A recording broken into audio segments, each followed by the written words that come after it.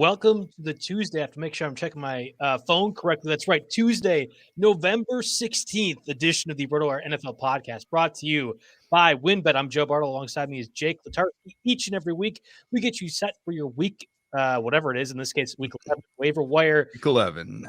Week 11. It's incredible to think that we are now at this point of the season. We are mid-November. We are inching ever closer to the Thanksgiving games, just like my unofficial, oh crap, the NFL season's almost done kind of deadline. It's insane that we've gotten to that point. So, Jake, before we really get into the Week 11 waiver wire pickups and the recap of the 49ers stomping of the Rams, let's get a word from our sponsors, our title sponsors, WinBet.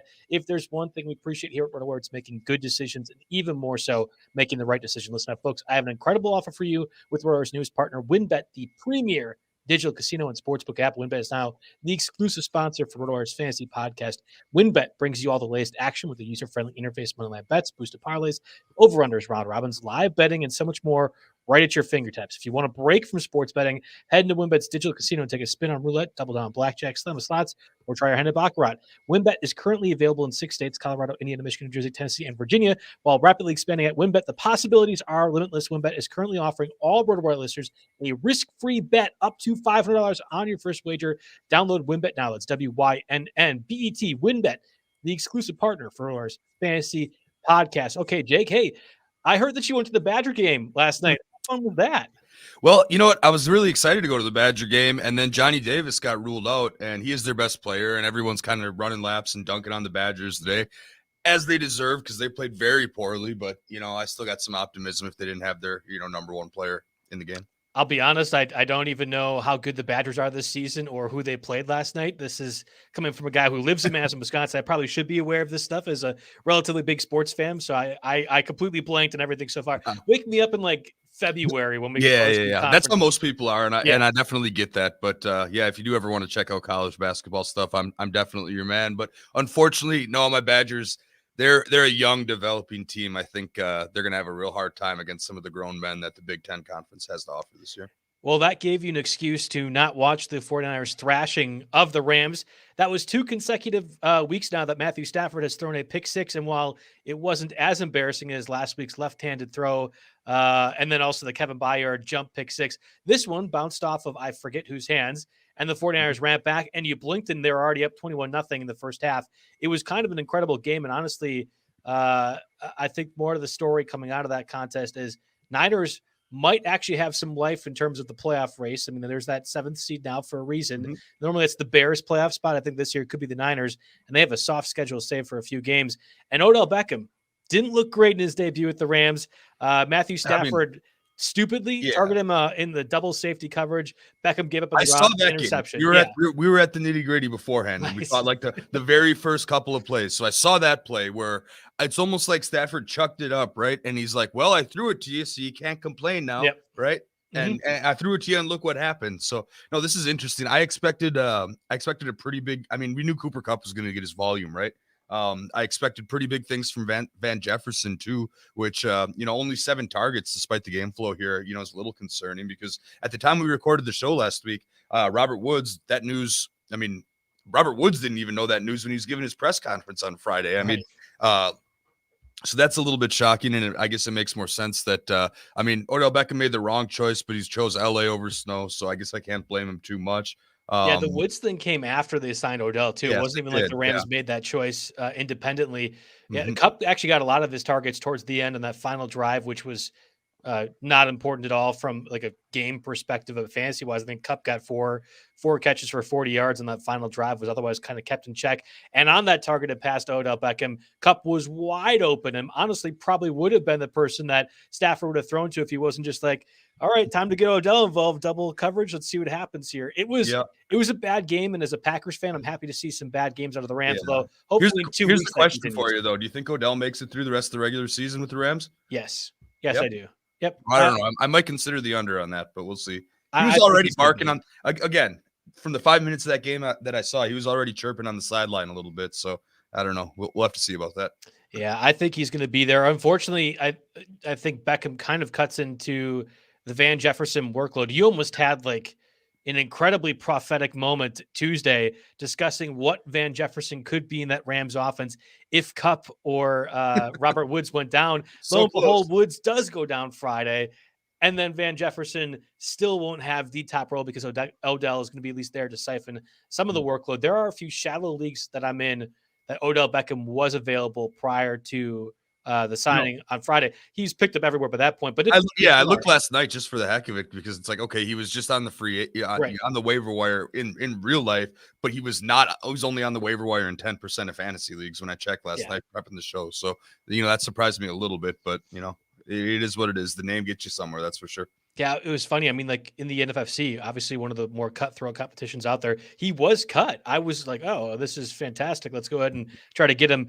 The bid was like $550. It was almost the entire max budget on that stuff. It was crazy. I don't understand that. I actually don't understand that. Cutting him or going max budget or max bid on him? Yeah. Well, I mean, this is the point of the year where you max bid your guys, right? If there's a guy out there, like if, we'll get to it, but if AJ Dillon somehow he's only available in like 28% of leagues, but if he's out there, you use everything, dump him, right? You have to get him. So, if you get your guy, that's the strategy at this point. I just don't understand, maybe Odell Beckham sees his role grow a little bit. Maybe he's not entirely washed, but what if he is? You can send him back to the waiver wire in 2 more weeks. So I don't know. I guess I just don't get it. I have 0 shares and I'm not interested in acquiring any as the fantasy football trade deadline approaches.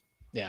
I mean, honestly, it'll be interesting. I think the biggest takeaway from Monday's game, besides the Odell Beckham, Van Jefferson debate, at least for our purposes, 49ers defense might be trending upwards. And you mentioned on our rundown, they have Jacksonville in week 11. And if you look at their schedule, I think there was, and it popped up just briefly last night while I was watching, 3 of the next 4 games I think you can get by with the Niners as a top 7 or 8 fantasy defense, even with how bad they've struggled this season. So while great, obviously perfect matchup against Jacksonville this week, I think they're one of the top pickups possibly overall because their next couple weeks, you can more or less say you got that spot filled.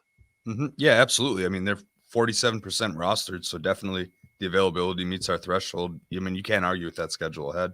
There's not much more I can offer beyond that. Yeah, Jacksonville next week. I guess the Vikings, you're not really confident starting against the Vikings, but the Seahawks in week 13, and I think you could start them the way that offense is looking at the moment against the Seahawks, and Bengals in week 14, hit or miss. Then you have the Falcons, Titans, Texans, weeks 15 through 17 fantasy playoffs. 2 of those 3, I think you could easily start in the fantasy playoff stuff. So I think Niners defense is an interesting one, especially for this week. And you mentioned 47% rostered, easily meets our threshold. So let's go ahead and stop first for a word from our sponsors from Blue Wire before we get into the quarterbacks. All right, we're back. So week 11 overall, you had mentioned it before you hopped on the air, and I agree with you. A little mundane in terms of waiver wire pickups. The top injury, Aaron Jones. The Packers likely missed at least 1 or 2 weeks. So the Packers bye week in week 13, I imagine they hold Aaron Jones out. I hope they do as a fan. But AJ Dillon, I mean, rostered in like 80, 85% of leagues at the moment, likely isn't going to be available for most formats. So it was 72%. 72, okay. Yeah, I think, of course, now I'm regretting this, but I think in a 10-teamer, I cut him during Apocalypse in like week 6. That's things. But, when he was getting single-digit points every single week and it's a 10-team league, you had to make some calls. So, yeah, I regret that, of course, but he's definitely your top dude for sure. Yeah, if he is available, I'm just saying for a lot of the listeners out there, likely not. So because he's not, of leagues, probably less as of right now. Yeah, bit of a mundane run through for the week 11 waiver wire pickups, but that's fine. You get to listen to our wonderful voices and us discuss the merits of Cam Newton, who might be at least one of the biggest names on the week 11 slate, not necessarily the greatest names. Expected to be the starting Panthers quarterback moving forward. Honestly, it could be the rest of the season. I don't anticipate Sam Darnold's going to be coming back this year. PJ Walker was fine enough in the Panthers blowout win over the Cardinals. And while I have not been a Cam Newton fan for the past 3 or 4 years, it doesn't take a rocket scientist to say, Cam Newton, he might be better than PJ Walker. I don't think I'm making an incredible leap when I say that. And from a fantasy perspective, if the Panthers use Newton like they did this past Sunday, goal line threat, able to run the ball, that does provide some fantasy utility, not even in super flex leagues, but I think in 12-team formats too. Yeah, no, you're exactly right. He was, he was signed during the week, and then it was, maybe he'll have a role, or maybe he'll be available. Maybe he'll have a role, and then he comes in, and anyone that was using PJ Walker in super flex leagues definitely got burned by that. Because Newton came in and was used for red zone packages immediately. He threw a touchdown. He ran for a touchdown. I mean, he's going to start. He's got some weapons on this team. They finally got McCaffrey healthy. I think you can say Robbie Anderson's upgraded, arguably, with Newton around. Well, basically any receiver's upgraded when you go from Walker to Newton, so that's fair enough. You're expecting to be a game changer in single quarterback leagues? No, but maybe a stream option. And definitely he would be, I think, for super flex leagues at this point in time, I think it's a bid the rest of your money on.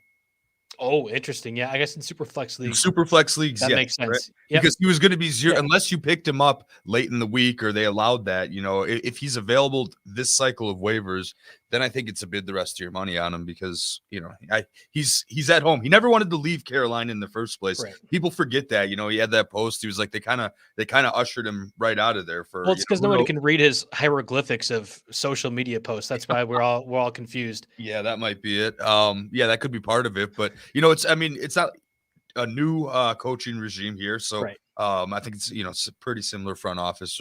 But anyway, but no, he liked being there. I think he's going to enjoy being here. He's going to try to milk the rest of the season into getting one more contract in the NFL. If he has a good rest of this season, if he even gets them in the playoff hunt, some team will offer him a contract next year with right. quarterbacks. And it's not a great quarterback draft either, so people are going to be looking for bridge guys.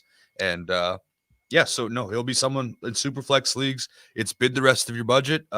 He loves that goal line work. He's going to get those quarterback sneaks. Mm-hmm. That's huge. And he'll be just okay enough as a passer. I mean, the defense is good in Carolina. They don't have to ask him to do a ton. Right. But McCaffrey's back too. I think that helps things as well, Yeah, exactly. And it's one of the better wide receiver groups around out there. They haven't always lived up to expectations because you have Anderson, you have DJ Moore, and Terrace Marshall, who we've always thought high of. So no, he is you could argue in Superflex he's the top pickup this week, I think. And I don't really think there's much of a debate about that. Okay.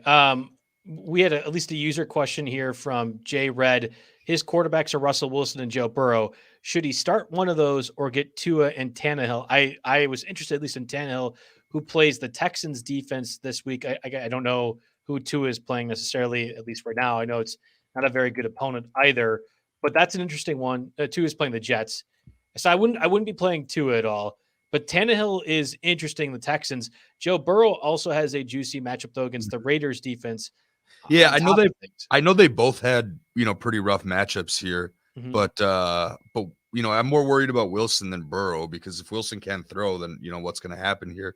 But Burrow gets the Raiders and they're number 20th against opposing quarterbacks. I think you just go ahead and start Burrow here in this situation. That'd be my pick. I would go with Burrow as well, too. And I guess I'll say we're going to talk about the Titans wide receivers a little bit more later in the show after Julio Jones was placed on injured reserve Saturday. That makes a difference when you have both Julio Jones and Derrick Henry gone. I don't care how good or not good you believe Ryan Tannehill to be. I think losing both those guys will make a tremendous difference. When you're talking about a quarterback performance, when we saw this past week, Tannehill just wasn't all that effective or very good. I only bring up Tannehill because there's not a lot of tremendous quarterback options overall. Baker Mayfield is listed as day-to-day. Maybe Case Keenum could be an interesting option against the Lions this week. You could talk Lions. Yep. Yeah, that's what I said, right? Yep. Yeah. No, okay. I'm just saying the Lions. That alone makes that's what. Yeah. Play anybody against Lions. It's no brainer, right? Zach Wilson has a couple of interesting matchups if he's able to come back. Yeah. Upcoming here, Trevor Siemian has been kind of okay. Which they're all quick hitters. Well, with the Jets, they've got the Dolphins and the Texans, who are late 20s. Both of those teams in opposing defenses here. And then Mike White had the bad 4-pick showing, and Wilson had a little bit of practice time. So if you're looking for 2 quarterback leagues or streamers, he gets in the mix here. I think the Zach Wilson one is the most interesting part to me because, again, he has the Dolphins and Texans over the next 2 weeks. If he's able to play, I think we've seen the Jets offense have some life, whether it be Mike White or not. I know Mike White was disappointing, to say the least, after his number 1 overall comments that came out this past week with those 4 interceptions. I got to imagine the Jets turn back to Wilson if he's healthy. It's just a matter of if he's healthy or not. If he's not, would you consider playing Mike White in a super flex league? In a super flex league, definitely. Okay, with those matchups. Yeah. Mm-hmm. Yeah, in your single quarterback leagues, I mean, you have to look down the list. You could probably throw out, Danny Dimes is 30% roster. He's at Tampa Bay. Mac Jones at Atlanta, Jimmy G even is at Jacksonville, and he played well enough this week. Even Tua looked better with a busted finger than Russ did, and he gets the Jets this week. Yep. So, there are single quarterback streaming options that are better than some of these quick hitters that we're going through for the 2 quarterback leagues. I should probably flip these on the outline. I like Jimmy G a little bit against that Jacksonville defense. They can stop the run well enough, and I think that sets the stage for Deebo Samuel and Kittle and Ayuk to do pretty well. And when there's such a short funnel, but going to the guys that are actually really good for the 49ers, like we saw last night against the Rams, that's going to be a successful spot for Garoppolo. And we've seen him do some running things at the goal line. It's like an unexpected type of thing. I don't know. I like Garoppolo of those options, at least if you have to really dig deep for your QB1 this week. Lance see any snaps last night? No. I missed that. I think he's still injured yet. Okay, yeah, he doesn't. Our last note is November 1st. Doesn't enter game by design. Maybe he's a little stale. We'll have to dig something up there. But yeah. So as long as he's not a factor of altering goal line stuff from Jimmy G, he definitely gets back in the streamer conversation as well. Yeah, I agree with you. While we have some time before jumping to the running backs, we'll get another running back question. Smokey the Cat asks, should I trade Dalvin Cook for Ezekiel Elliott and T. Higgins? He has both Pollard and Madison on his bench. I think in that case, the bench options really don't change too much for me. The concern ends up being Dalvin's legal situation. And I actually was on with Mario Puig on SiriusXM, I think it was Saturday, discussing what that could be for the future. He was like, I'll trade anything for Dalvin Cook. I just don't want to even deal with the possibility of that. I'm less certain he gets punished by the NFL and not discussing the legal situation itself. What's your level of concern in terms of trying to move him? I mean, listen, all that background stuff aside, but I think I'd do it just to be safe, to protect yourself in that situation. This might be as good of an offer as you're going to get. Now, normally the first thing I think of, whether we're back in there asking expert days or anything like that, is the first thing you think of is who gets the best player in the deal, right? And all other factors considered, Dalvin Cook is the best player in that deal. But you get an RB1 and a wide receiver, 1-2, arguably all season long. So you have 2 starting spots locked down. You improve your depth, and you protect yourself against, the great unknown there. So I think I would be moving Dalvin in that situation. Yes. Cool. All right, let's move on to the running backs here. Again, we talked about the AJ Dillon news. Aaron Jones out for the next, hopefully 2 weeks. Again, I'm a Packers fan, so I'm saying that. If AJ Dillon is available, he is the spend your entire budget type of player, but we imagine he's not. He was rostered at least in 72% of Yahoo leagues as of yesterday. So the options that we have left, not tremendous. Ramondre Stevenson had a fantastic game with Damian Harris out with a concussion. There was thought that both Stevenson and Harris both could miss time. We talked about it on the Tuesday podcast last week. That's why Brandon Bolden was one of our top pickups. Didn't happen. Stevenson goes on to score two touchdowns and 100+ yards rushing, 56% of the snaps. I don't know if Damian Harris is going to be able to come back from the concussion or not yet. Normally, they do an estimated report on Monday because they play Thursday. Yeah, it's a short week, so they do an estimated report on Monday, and that indicated that he was a DNP. Now, of course, he just needs the clear protocol, and he could be fine. That could definitely happen. But Stevenson turned out to be the guy, and I don't know why they wouldn't stick with him at this point. Now, right. I would feel a lot less great about him as a starter if Harris is around and they probably share, and we go back to that really murky, messy New England backfield that we're all used to here. But this is a blowout game. They crushed the Browns here, and through the first 3 quarters, it's probably better to look at the snap share, and that's where Stevenson was 63%. So he was just. He wasn't on the field as much in the fourth quarter. J.J. Taylor was on mop-up duty. That's mostly where he got his 6 carries, and of course, only 3 carries for Bolden. So if there's any indication that that Harris is going to miss again, go for it. I think he's a guy that we liked him kind of as a rookie coming out, and there's some long-term. I think there's definitely some long-term ceiling there. Maybe the plan was to always,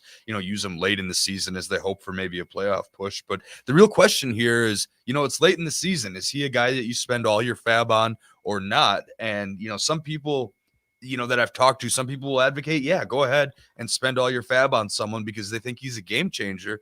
But I mean, this whole conversation could do a 180 in 2 days if Harris is suddenly back in the mix. I was going to say name names because those guys are crazy. I would not go that high. Mm-hmm. Yeah, no, exactly. So I agree with that. You do not want to go that high because he'll be a 10, 12 carry a game guy when Harris comes back, so he needs other injuries around him to be able to really have that max value here. So he's not a max guy.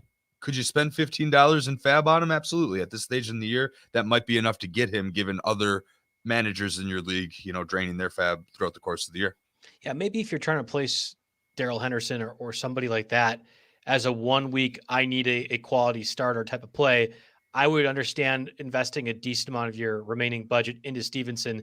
But this is a 1 week deal. It's not like Darrell Williams or Khalil Herbert or Damian Williams before that, too, where we were saying, hey, these guys are out a minimum of 3 weeks. Go ahead and put a decent amount. And that's still like the Elijah Mitchells of the world, too, who are going to be the starters the rest of the season. That's not this type of scenario. So while Stevenson looked good, I think Damian Harris, when he comes back and a concussion really is at most a 2 week deal. I think he's gonna. I think it's be unwise to go ahead and be that aggressive in terms of free agent acquisitions in that regard. Well, anything else that you want to say real quick? No, not on Ramondre. I mean, I think some people out there may be overdoing it a little bit. That's okay.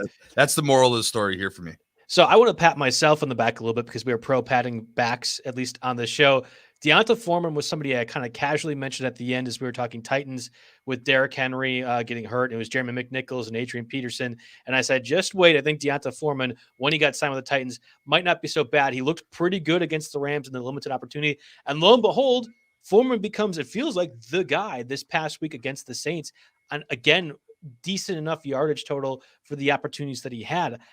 I think Deonta Forman might be a thing, and I would almost have him be my top pickup this week overall, mainly because I don't think people are really going to be high on him. I think you can get, this is the lowest you're going to be able to get Deonta Forman the rest of the season for that Titans offense. Yeah, there's a lot of interesting things that came out of that game Sunday. Now, Deonta Forman, he led the Titans in snap share, but that was 35%, and he led the team in carries, but that was only 11 carries here. Now, it seems like McNichols, who was the hot thing a few weeks ago. I mean, I jumped on that bandwagon. I think I dropped 60 on him in a league. Whoops. But McNichols is going to be only game flow dependent at this point. Tennessee needs to be trailing, and then I think McNichols comes in and gets a good game. But so the Titans, the schedule ahead, I think they have the Texans this week, right? So yes, I think it'll be another great Deonta Forman week. And, maybe Adrian Peterson comes in, vultures a touchdown or something like that. But, I mean, the backfield – it was basically thirds. Now, we should have realized that no one person can do what Derrick Henry can do. But this is thirds, maybe with a little bit less for McNichols. But again, because of game flow, I mean, the Titans, it was a close game throughout. So I guess I shouldn't say because of game flow, but 35% for Foreman, 33.3% for Peterson, and 26.7% for McNichols. Now, all three of them played in all four of those quarters too. So maybe it's not quite as much game flow as I was originally thinking, but you got thirds. So you got to count on, you're trying to buy low and invest on Foreman growing his role, over Adrian Peterson down the stretch. And is it possible? Certainly. And can you pay a smaller price than expected? Because, yes. After watching 7 hours of commercial-free football on Sunday, the name Deonta Forman never even really crossed my mind or crossed the screen, really. Exactly. But you have to look at the numbers and you see the snap share, and then it's like, oh yeah, maybe we have something here. I think Foreman, again, this is going to be the last opportunity to get him relatively cheap. And in deeper leagues, he might have already been picked up. I just don't, you're not going to convince me that 75-year-old Adrian Peterson is going to be a factor in that offense moving forward. And McNichols will, when they need to really pass the ball. I think Foreman has a role that's guaranteed in an offense that likes to have those types of players. So, likes to have that type of player do what Foreman is best at. I think he's a pretty safe buy at the moment for as cheap as he's going. Let's move over to. I would say the last thing I want to note on Foreman is he caught a 39-yard pass. Right. So, I mean, Derrick Henry was doing some of his damage on screens, and Tennessee was making a more, targeted effort to get him the ball in open field, via the passing game. And, Adrian Peterson has never been a pass catcher through his entire career. And if Foreman can outpace McNichols in that area of the game, then there's a lot of ceiling. Okay. Let's move over to Jordan Howard. Obviously, again, had a decent amount of carries for the Eagles, but didn't do a lot from a fantasy perspective. And well, at least in standard formats, didn't do a lot. And then also still not getting passing the ball. Like, what's your take on the Eagles backfield with Boston Scott now doing Boston Scott stuff this past week? Yeah, when I was talking about the Titans being thirds, maybe I was actually thinking about the Eagles because they are true thirds. I mean, it's split three ways. I mean, all three of those guys over 30, under 40% here. Gainwell's use is a mystery to me. He came out and they used him right away in week 1, and then it seems like they haven't really used much of him since. Jordan Howard, I guess they got some kind of love for him. Boston Scott, I don't know. I want none of it, but I guess if you had to pick one, maybe Boston Scott. But then Miles Sanders is going to come back, and it's going to be messy. You're taking $1 stabs at these guys as emergency flex plays if you're in dire straits. I don't think anybody that's out there that tells you they know who's going to be the guy that scores this week, I think you can tell them they're all full of it because none of us know that. Yeah, and the Miles Sanders return, I think, is pretty imminent too. When that injury occurred, it sounded like he was going to be close to that 3-week timetable, maybe 4 weeks, and I believe we're at week 3 now of that. Don't talk to me about Jordan Howard. I might be interested in Boston Scott because he has utility as both a runner and a receiver. But yeah, that's tough. And Adrian's also talking about that too. I literally had Gainwell, Scott, and Howard each and every week, lost 3 in a row. You're probably having to guess which one of those 3 Eagles backs we're going to have to be effective. It's a difficult thing, and I think that offense is frustrating altogether. Like I had Devonta Smith on my bench this past week. He hadn't really been doing great over the course of the last month, and yet literally a difference maker at the time too, and it's frustrating in that regard. Any other running back conversation you want to have, Jake, real quick? Yeah, looking down at the list, I'm not going to chase the box score on. Let me see if I can say this right. Godwin Igwebuike, because Jamal Williams is coming back, and obviously DeAndre Swift is dominating that. So if you see, he was only out there on the field for 3 snaps and got 2 carries. So if you see a big long touchdown play, hey, it was a nice run. I'll give him that, but there's not going to be enough volume there to get him moving forward. The other guy that I think we need to talk about, that's a little bit of a late guess is Wayne Gallman, because yes, Cordero Patterson has a little bit of an ankle injury that I think he was getting looked at. That's what it last was this morning. I don't know if there's been any developments on that since. And then Wayne Gallman goes out there. It's 15 carries compared to 4 for Mike Davis. So, I mean, that alone, and maybe not if Patterson's hurt, but Mike Davis would be creeping up on the cut list if his name wasn't Mike Davis and it didn't cost you a 6th round pick this year. So that's a conversation that's probably going to have to be had. Again, I've cut him already. Yeah, in a 14 team, 4 bench or like 10 bench spot, I did cut Mike Davis. He got picked up almost immediately, but I don't regret cutting him at all. I ended up getting Deonta Forman with that pickup, and I would rather have Deonta Forman rest of season than Mike Davis. This situation with Gallman is a clear indicator that Mike Davis needs a lot to work out to be able to have his fantasy value be actually rosterable at this late of the season. Yeah. Davis only played half the snaps in the first half, and then in the second half, he played 21% of those snaps. And Gallman was the guy that they went to as the game went on. Now, can you argue that because they lost by 40 points, maybe it's a little bit abnormal, right? We've been talking about game flow. And Patterson would have been around, as the pass catching back when they're down that much, trying to chip away at the lead and get back in the game. So I don't know. I just feel like Wayne Gallman's worth a mention here, but again, the last handful of guys we've talked about are definitely not double-digit fab dollars. At this stage in the season, you throw a couple bucks, try to get them for cheap. Make sure you're not carrying dead weight on the end of your bench, and are doing something with those spots. And these are guys that it could be productive. I'm always trying to cycle through those last spots and see if I catch lightning in the bottle before it happens. I think we might be onto something. I thought I had it with Tony. Kadarius Toney. Everybody does in the fantasy community, right? Yeah. Catching lightning in the bottle. I think you still do. I think I actually feel pretty confident. Like if you got Kadarius Toney early on, it'll be fine. It hasn't been paying dividends right now, but I think the injuries and just everything else in the bye week too is factored in. You're fine with Toney, but I'm saying like the Deonta Forman is really, really trying to catch lightning in the bottle. And when we're talking about running backs, especially in a very light waiver wire week, there might be somebody at the very end of your bench you could say, okay, I'll go ahead and shuttle it around. If you're wrong, it costs you nothing.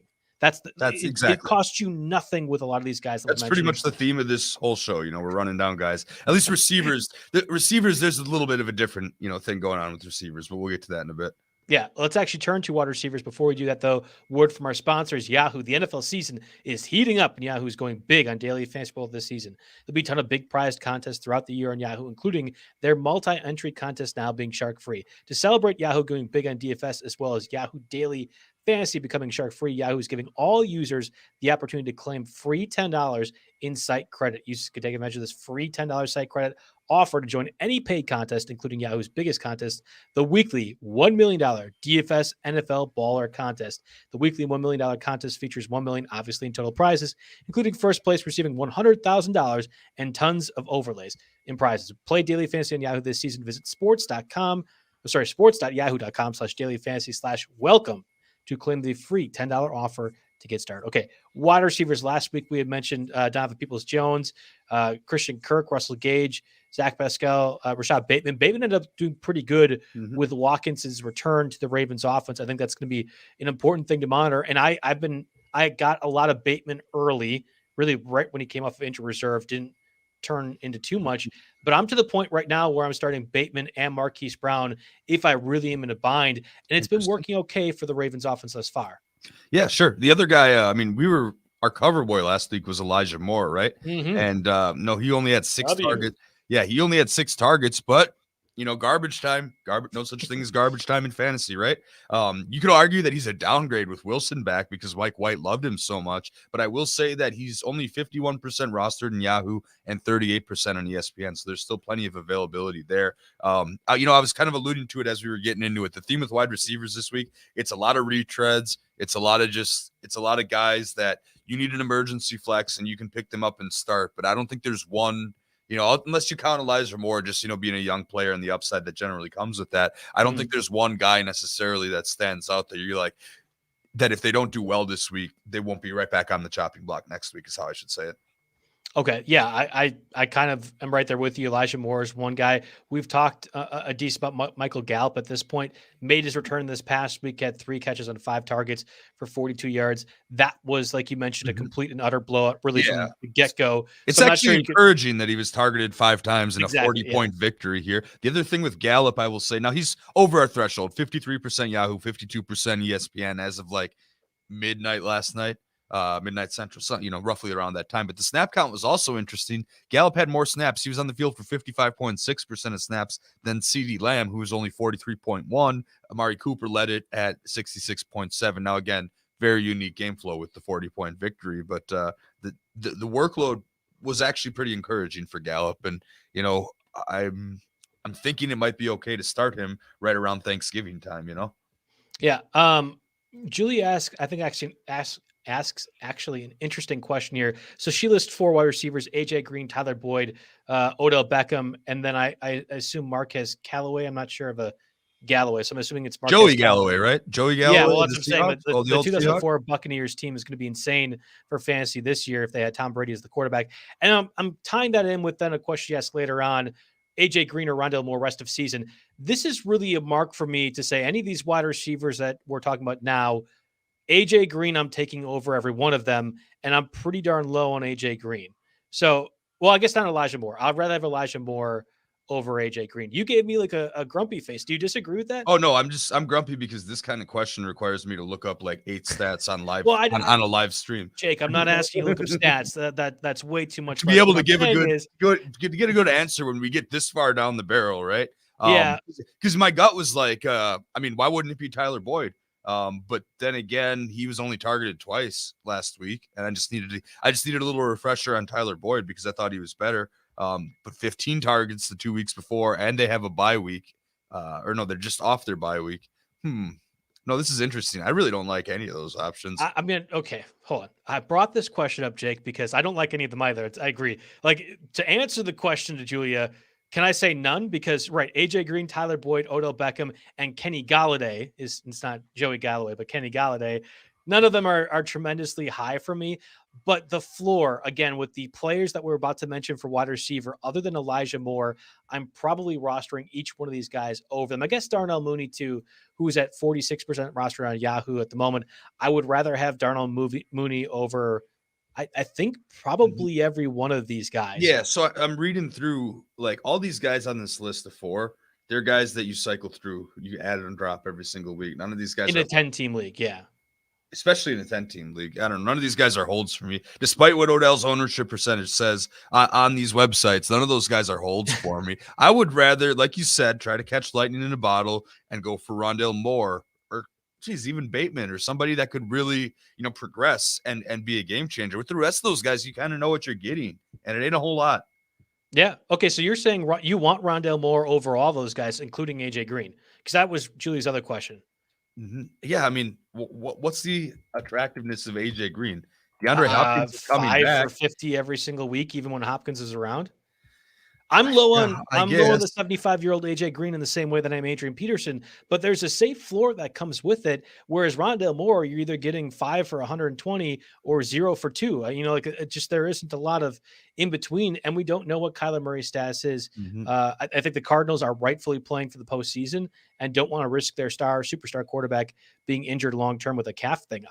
I would rather have AJ Green every time over Rondale Moore rest of season. Mm-hmm. This is a good question because it really makes it's a real thinker because I'm trying to find an angle here for one of these guys, and honestly, you're just cycling through that last roster spot every week is how I'm seeing this. Okay, well let's go back to the rundown a little bit more because we talked about Elijah Moore. Mm-hmm. I mentioned Darnell Mooney. Julia says she's the roster in every league. Great. Well, in 48% of the leagues, Darnell Mooney is not rostered. So if he is, pick him up. That should be a number that's significantly higher with the way the Bears offense. I think what happened is people dropped him during his bye. Yeah, and figuring they'd be able to get him back, and based on these numbers, it looks like they might. Yeah. The other one, at least to mention, is Jamal Agnew, who's had like 4 straight weeks of semi-productive play. That's another lightning in the bottle pickup that we were recommending a month ago. When that DJ Chark injury happened, we thought for sure Laviska Shenault would be the beneficiary. Well, no, it's little-known special teams guy Jamal Agnew, who's getting slot snaps and had a 76-yard rushing touchdown this past week, however long it was. I'm not certain on Jamal Agnew as a guy that you can consistently play, but I can tell you in deeper leagues, he is rostered in every one of my teams, and I'm very comfortable with that. Really? So this to me seems a little bit like I don't want to say fluky, but yes, I will say fluky. The Jags were kind of trying to limit James Robinson a bit. So they gave Agnew 3 carries. They gave Laviska Shenault 2 carries. Just a weird situation overall. I think, we see James Robinson take a bigger piece of the pie in weeks moving forward. But the one thing that I'll give you that's interesting, even though Agnew didn't haul in any of his 5 targets, Jags are running 3 wide receiver sets here. And you can tell that because, Marvin Jones, 85.5% of snaps, Shenault 77.4%, followed right by Agnew with 75.8% of snaps. So, you got to be on the field to do something. And I know you believe in Trevor Lawrence more than most. I don't know if that's waned. Long-term, of course, you could still be fine. But as far as this season, I don't know if that's waned at all. And if there's enough room to have a 3rd wide receiver here. But if they're using him in creative ways, I could see that. It would have to be like a deep 16-team league or something. I bet you, I don't know, stake league waivers, he'll come and go. I don't know if he's around. The other guy I want to talk about, at least as a short-term ad here, is Marcus Johnson. He caught 5 of his 6 targets for 100 yards against the Saints this week. And he gets the Texans this week with Julio Jones still on IR. AJ Brown had 81% of the snaps there and 62 point. And let me see. Oh, geez, I lost it already. But it was a significant amount of workload is what I'm going to say here with Marcus Johnson. And again, short-term ad, but he's a name that people aren't necessarily going to be flocking to, and you could start him in an emergency if you're really in a bind on Sundays. How I should frame that. It's funny, the Titans have shuttled through AFC South wide receivers for a lot of this season. I didn't really even recognize it. Chester Rogers was a former Colt and obviously did pretty good, or at least was relatively consistent when AJ Brown was dealing with his stuff and Julio Jones was out for a duration of period. Now we have Marcus Johnson, another former Colt that's kind of popped up. I thought Marcus Johnson passed the eye test here, talking about the 7 hours of uninterrupted commercial-free football. There's a few clips where I was like, oh, hey, who is that guy? Marcus Johnson. Marcus Johnson, I think, could be an interesting name, but if I'm like ranking my really depth wide receivers, I'm taking Jamal Agnew every time in a full point PPR format because I know Agnew's role is guaranteed on a really crappy offense. And I can't say the same about Marcus Johnson when we've seen both Chester Rogers and Nick Westbrook-Akeen have opportunities this season to be fantasy relevant. So I have I got the snap data in front of me again. I wrote it down poorly. I had to look it up again. That's my bad. AJ Brown, 81%. Marcus Johnson, 62.1%. Westbrook-Akeen, 37.9%. Chester Rogers, 36.2%. Des Fitzpatrick even got a little bit of work in. So that right there tells me, when you're on the 20% more in a close game, that he'll have more utility over the next couple weeks, at least through the bye. You can cut him off after the bye week probably, though you might not want to if there's with the Jaguars matchup for the Titans in week 14. I think I'd probably take Johnson over Agnew at this point. Better team, better role. He's looks like the number 2, even if it's for a shorter term, where Agnew's the surefire number 3. So again, we're pulling, we're picking at straws on that one. Yeah, exactly. We're gonna. I didn't think we'd be debating Jamal Agnew versus Marcus Johnson at any point in the show, but you know what? Here we are because that's the week. I demand that excellence from you, Jake. That's what it is. Any other wide receiver discussion that you want to have? Otherwise, we can turn our attention to the tight ends. Let's go to tight ends. All right. Well, before we do that, let's get a word from our sponsors, Thrive.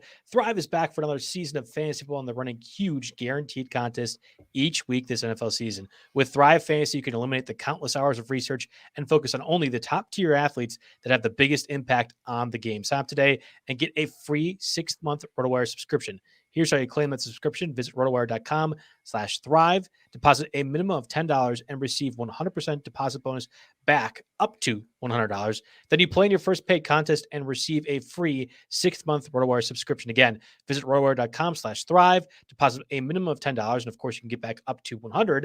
And then you play in your first paid contest and receive a free 6-month Rotowire subscription. That's Thrive Fantasy. All right, let's go over to the tight ends. Freiermuth was a hot item this past week, and I think rightfully so. The Ben Roethlisberger COVID situation dialed that down a little bit, and I actually tweeted out, I think Freiermuth was the one that was going to lose the most workload, even though Claypool was gone. Lo and behold, it ended up being correct. Najee Harris ended up doing just fine. Deontay Johnson did just fine. It was Freiermuth that kind of took the L on that. We ended up, we did a live stream on Sunday morning, or just a live Q&A thread on the Rotowire Twitter account, and I think I saw more questions regarding Freiermuth than any other player. Everybody wanted to know. I think he's a really good guy and is going to be fantastic when Mason, it's not Christmas, Rudolph is not your starting quarterback for the Steelers.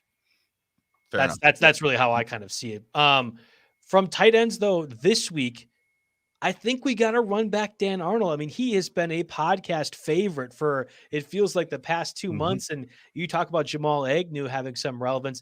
Dan Arnold has quietly asserted himself, I think, is like tight end 12 across the entire year this season.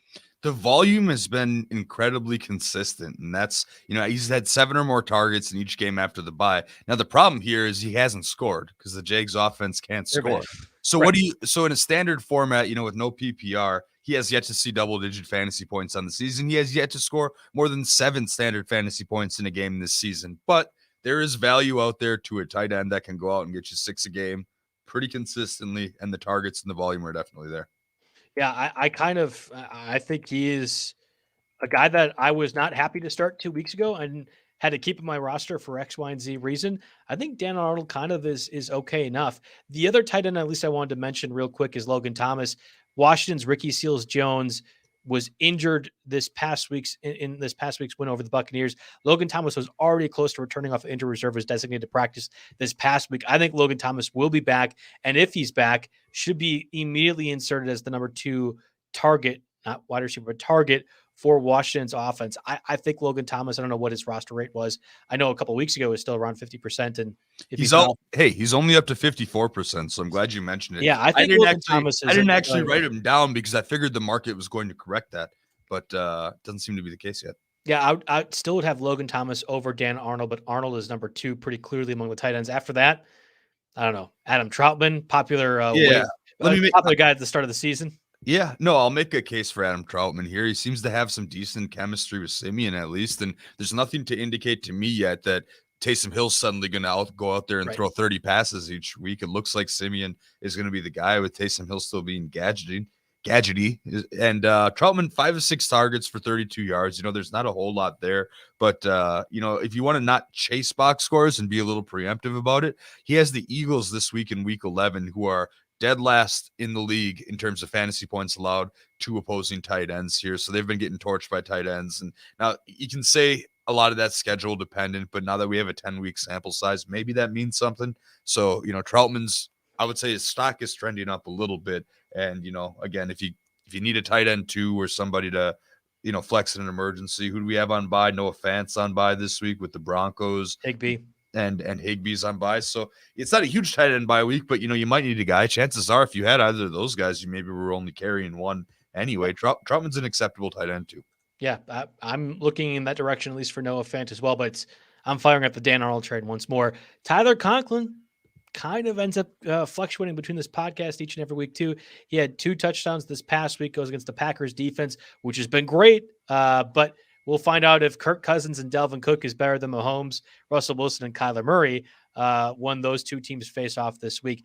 I'm not super interested in Tyler Conklin. I think he's incredibly touchdown dependent, but that offense has been getting near the red zone and I think has big play potential. We know the Vikings always play the Packers hard. What's your read on this one? Well, I mean, I remember this sequence pretty clearly from Sunday where Dalvin Cook got stuffed multiple times and they went for it on 4th down, right down at the 1. Kirk pulled it and did a little pop pass to Conklin. Like that is, if that's in the playbook, obviously we've seen it. So he can have these games that score. But to me, Conklin he's pretty similar to CJ Uzoma, right? Because he'll have 2 touchdown or single touchdown, good weeks, and then he'll disappear for weeks after that. And that is the tight end market. When we're talking about tight ends 14, 15, 16 in the league, at least in terms of fantasy, that's kind of what you're going to get. So, do I have a strong lean? Conklin or Uzoma this week? I'm just mentioning Uzoma because he was dropped in a lot of leagues, with a relatively recent buy. So, what are people going to do now? But Uzoma is interesting too. Vegas is not good against tight ends. They're a bottom 2 or 3 team, again, in terms of fantasy points allowed to opposing tight ends. So I don't know. There's a handful of guys out there. It is what it is, but definitely you want to pick Logan Thomas number 1. I think Troutman, you can maybe sneak by and low on him, so he gets in the conversation. And I'll still rank Dan Arnold 2 for consistency though. Okay, so you mentioned Uzoma and then Gerald Everett. How do you rank those 2 guys as well too? Everett's interesting. It doesn't look like DK is going to get suspended just fine. So it's not like there are more targets opening up. I mean, Gerald Everett seems like he's an upgrade with Russ back. He was the only guy that could catch passes from Russ. What did DK and Lockett combine for? Like 3 catches or something? I think something pretty small. Just something pretty stellar, right?